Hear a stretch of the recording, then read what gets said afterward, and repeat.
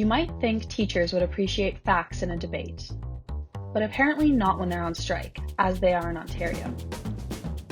In a time of massive deficits, they're demanding a 2% wage increase. They oppose merit-based hiring and online learning.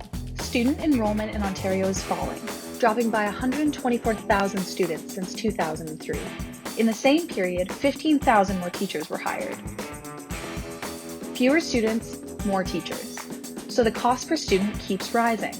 But no one seems to care, as the teachers and their supporters paint Doug Ford's government as anti-children for trying to rein in costs by raising class sizes.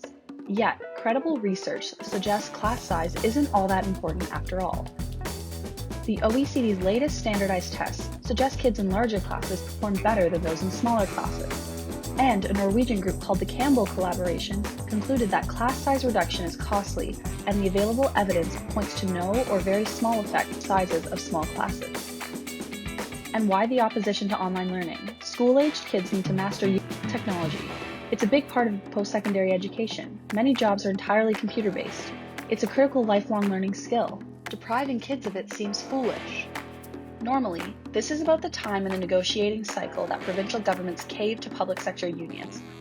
Politicians just can't stand the pain of complaints from angry media, parents, patients, and other members of the public. But this time, the Ford government has an ace up its sleeve: the Support for Parents Compensation Plan.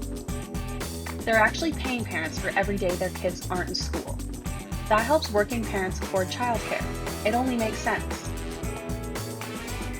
Taxpayers pay for the salaries of teachers. If those teachers want to strike, parents should get their money back.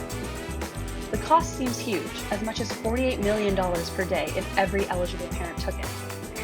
But sending kids to school costs Ontario far more, $60 million per day, so it's actually saving money.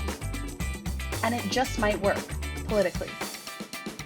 You can tell because the teachers' unions and their allies are howling.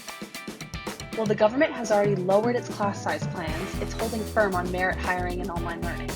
With protests and strikes looming in other provinces, especially Alberta, the Ford government's approach could provide a useful lesson.